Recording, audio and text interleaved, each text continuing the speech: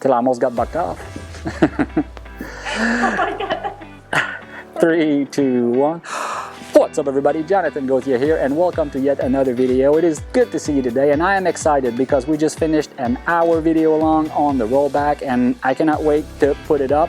I'm going to show you here on the YouTube channel a short preview of it, but if you want to see it in full, I encourage you to go to the Comfort Zone video training series where you can have the full hour and honestly there are I could have probably gone on for 5 hours about the rollback because there are so many different components, different types of horses who react different ways, but generally speaking, at the core and at the foundation of developing and training a good rollback, no matter what discipline, no matter what you're doing, being able to actually, you know, perform a stop, a backup, and then a change in direction, a 180 change in direction, you know, seamlessly and fluidly is very important. Just like the same as if it was your own body with your own legs. If you're walking away from me and I call you back to me, you'll probably stop, look back at me, and make a 180 and come back to me. And it should be pretty graceful because it's a movement that you're used to doing, and your body is just programmed to do it that way.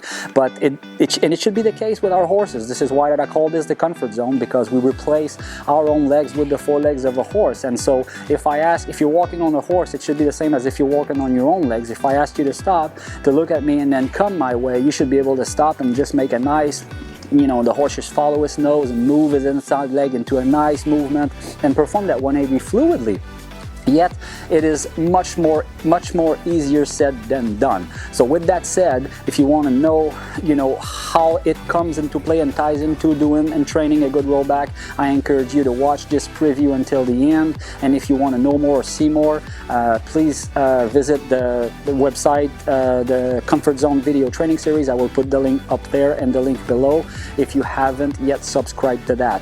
If you also haven't yet subscribed to my YouTube channel, please do so, as it is a growing channel and I want to reach as many people as I can. I am really thriving and enjoying this and I want to keep doing that, and it's just a great community of people and I love your feedback. I thrive off of your feedback. So if you can give me a subscribe, give this video a thumbs up if you enjoy it at the end, and maybe turn on the notification bell so that you can be notified when I do post a new video. I try to have some content at least once a week, sometimes twice a week, but over the winter we have so many great topics we want to address, so you may see more than one video a week. So please follow us on YouTube, and if you want to get into depth into the Comfort Zone program a little bit deeper, then visit the Comfort Zone video training series website and give it a try. You can try it for 7 days for free, risk-free, and you can cancel if you don't find anything in there that's for you. But if you do, stay tuned because a lot of great content is going to be coming your way.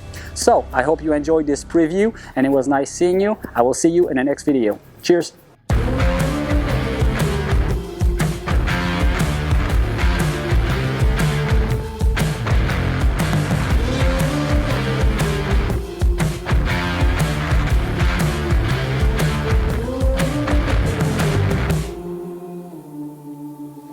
What's up everybody, welcome to another video series. This time we're going to talk about the rollback. So I have here a 2-year-old coming 3 that has about 10 months training, so he has the foundation, you know, ready, laid out to really start working on the rollbacks, but I have not yet really done any rollbacks with him. So it'll be interesting to see what I can get out of him today. So we're going to look at all of the exercises and tools that are, in my opinion, fundamental to really develop a really good rollback where you have a very powerful move but soft and fluid at the same time.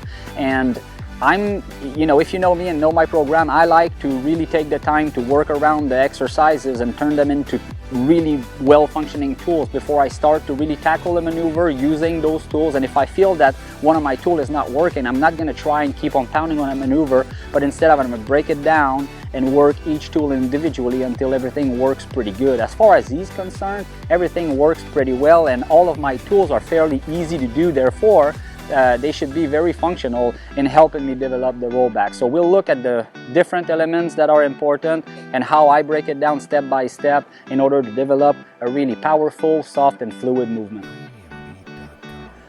Okay, so the second element that's going to be very important in order to develop and really break down the movement of a very good rollback is going to be the half turn or the step, step in a 180. Okay, so it's very important that the horse can you know, that you can control your horse's feet enough and your horse's shoulders enough to turn your shoulder and move your body the proper way and have your horse following you into a half step that way with a fluid motion without any resistance or stiffness whatsoever, okay? So if you are unable to, you know, to walk your horse in a small circle and open your inside leg, lift their shoulders and take them into a turn, in a half turn like this, and make them step in like that, okay? So this is something that you have to be able to do pretty effortlessly in order to really be able to teach the horse to go from back into a 180 fluidly, okay? So this is something that that I spend a lot of time doing. And here,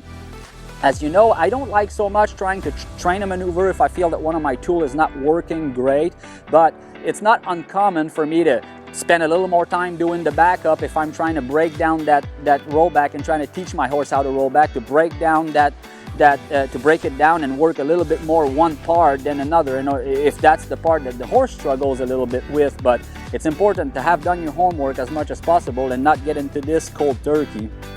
Otherwise you're going to be like trying to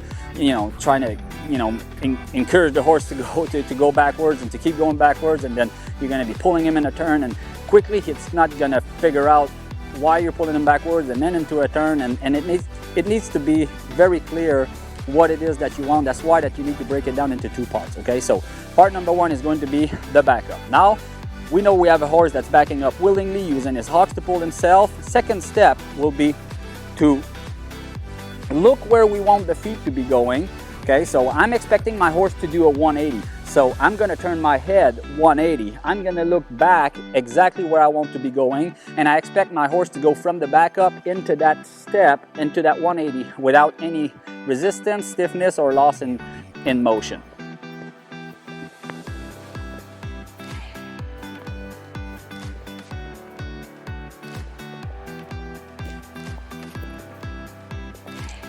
There was some resistance there. I'm going to wait until he really follows his nose here into that turn.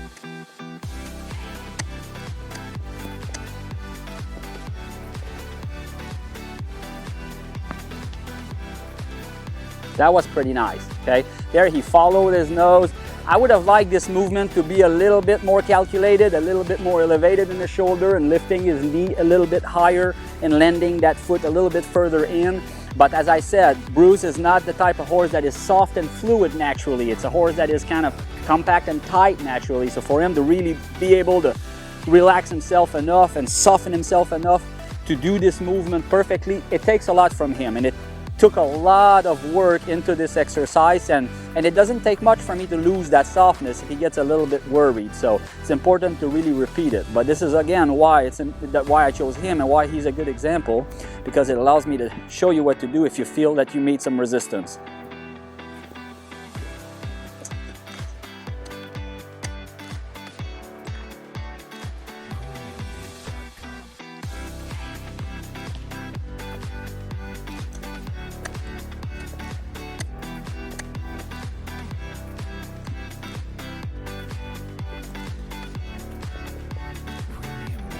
Okay, not bad there. He's a little bit overdoing it. He's a little bit faster than I like, than he needs to be. He could be backing up a little bit more slow, just as long as he's doing it by himself, but he kind of rushes into it a little bit, and it's okay. It's a good problem to have, and I think that means that this horse down the road will have a very, very stingy and powerful rollback, but teaching him to do it soft and slow is actually more challenging than actually just going and teaching him to do it fast. But this is a very important thing in my program, that in order to be able to do something correctly and fast, you have to be able to do it correct and slow first, okay?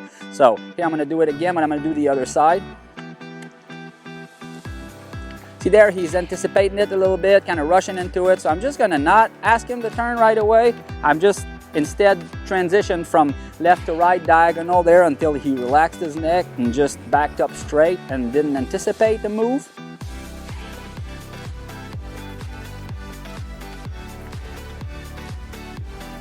And when he's not thinking about it, and he's thinking to move back, take him into a turn. There I feel I had to drag him a little bit into it. So I'm just gonna wait until I feel that he's really there. Steps inside, stop, and back up, ask him.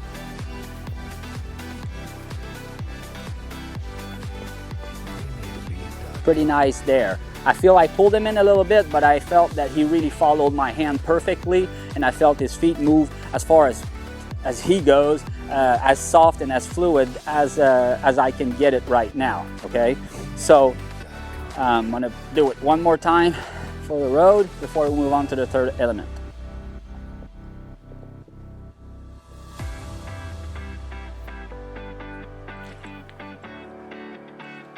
Very, very nice. A slight hesitation there, but I felt that his move was what I mentioned just before, was a lot more calculated there than the one before. So I am very happy with that, because there I really felt that everything locked into place, and he really made a good effort to keep his body in the position it needed to be, and really moved his shoulders over in a really nice move, and really stepped in where I wanted him to step in, really lift his knee and stepped it over there. So this move is not necessarily going to be the move we're looking for in the actual rollback, when it's going to be a broke rollback down the road, but to be able to go from backwards into that half turn without losing any motion and just having the horse back step is very important.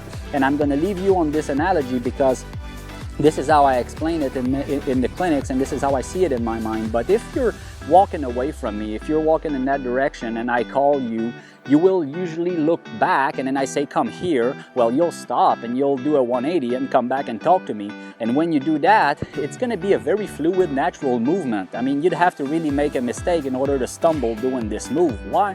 Because you've done it so often that it's just a natural move. And remember, what I say about the comfort zone is that we're replacing our lower body with the four-legged of a horse, okay? So I want to be able to control my horse's feet as good as I can control my own legs, okay? So this is why that if, let's say, this is an exercise that I do often with my horses, and when I do it, I tell myself that actually. So now I'm pretending that you're calling me. So I look there because that's where you're at, and then you want me to come there, so I look there and I bring my horse and I go there, okay?